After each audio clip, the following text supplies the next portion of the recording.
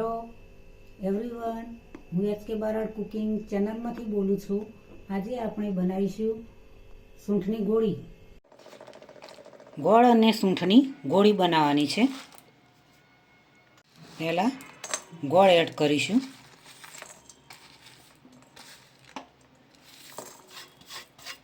ચાર ચમચી સૂંઠ છે।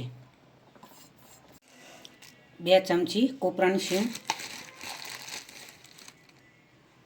એડ કરીશું। અજમો લઈશું, તેને હથેળીમાં આ રીતે મસળીને એડ કરીશું। તેમાં 2 ચમચી ઘી એડ કરીશું। ગરમ કરીશું। ઘી ગરમ થઈ જાય અને નોર્મલી ત્યાં સુધી જ ગરમ કરવાની છે। આ રીતે બરાબર મિક્સ કરી દઈશું। સરસ એવી ગોળી બનાવવાની છે સૂંઠની। સૂંઠ, ગોળ, ઘી, અજમો। કફ શરદી હોય તો તેમાં રાહત મળે, શરદી પણ મટી જાય, કફ પણ છૂટો પડી જાય, બહાર નીકળી જાય આ ગોળી ખાવાથી।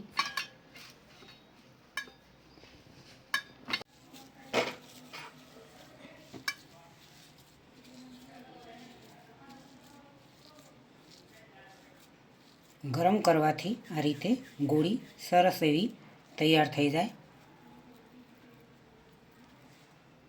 જોઈ શકો છો મિત્રો તમે। તાવ હોય તો પણ તમને આ ગોળી ખાવાથી ખૂબ જ રાહત મળતી હોય છે।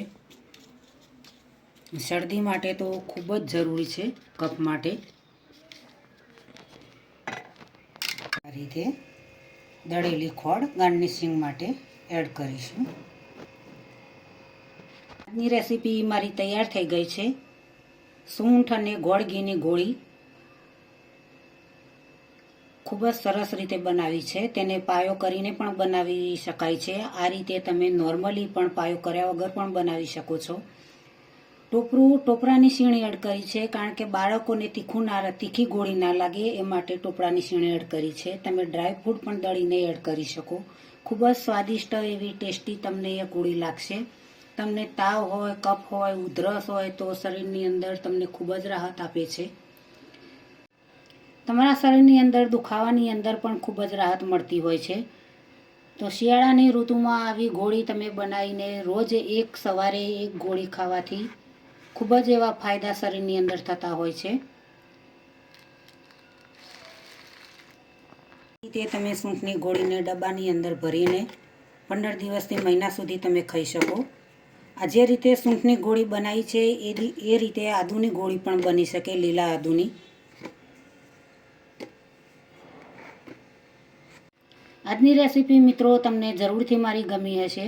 મારી ચેનલને સબસ્ક્રાઈબ કરજો, મારા વિડીયોને લાઈક કરજો, શેર કરજો, બને તો કોમેન્ટ કરજો।